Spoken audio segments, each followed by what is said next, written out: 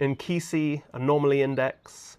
This one actually came out late last year, but I'm late to the game and it's great, so I want to talk about it here. So this is actually comprised primarily of recordings made pre-1910 from places such as Papua New Guinea and Cameroon.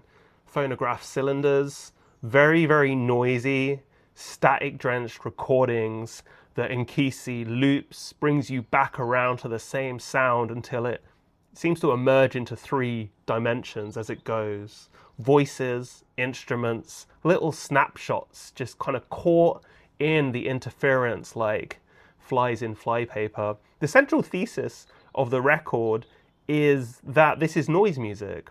Prior to the Futurist Manifesto, prior to Musique Concrète, one of the lines in the text is that the archive was always haunted by its own excess. I mean, the idea of this being noise music, I think, challenges our traditional notion of what noise music is, which is an antagonism to an existing standard of music production. The idea of overblowing sounds, deliberately distorting them, effacing them as a reaction against clinical recording quality.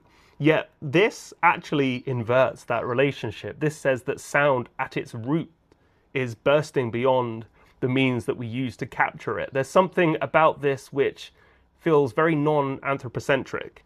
It's saying that sound itself seeps out beyond our realms of capture, and that the overlay is actually clinical recording methods. At its default, sound is something that is bursting beyond its confines. And I love the idea that it is alive, that it is a force, not a fossil, as the text says. This idea that it's only as time moves around these recordings and animates different perceptions that we start to see them as antagonistic to existing recording qualities that we're more familiar with in the present day. I love it. These recordings do feel very alive. They don't feel like something which was captured pre-1910 and that we're reaching back into that time. This sounds like some very animate material, and there are moments in the second side of this release where Nkisi adds percussion as well, which is baked right into the recording. It doesn't feel like an overlay. It feels, again, really rooted to the original energy of this material, and it really feels like it's coming at you. Every listen is different.